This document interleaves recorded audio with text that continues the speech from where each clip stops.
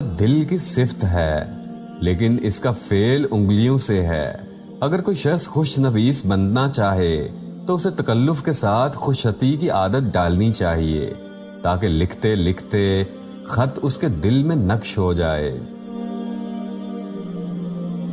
जिस तरह जिस्म, हाथ पांव और आंख की दुरुस्ती इसमें है कि जिन अफ़आल का असर अंजाम देने के लिए इन्हें पैदा किया गया है उन्हें आसानी के साथ अंजाम दें। जैसे आंख अच्छी तरह देखे और पांव अच्छी तरह हरकत करें, इसी तरह दिल की दुरुस्ती इसमें है कि जिस फर्ज की सरअंजाम दही के लिए पैदा किया गया है उसे आसानी के साथ सर अंजाम दे।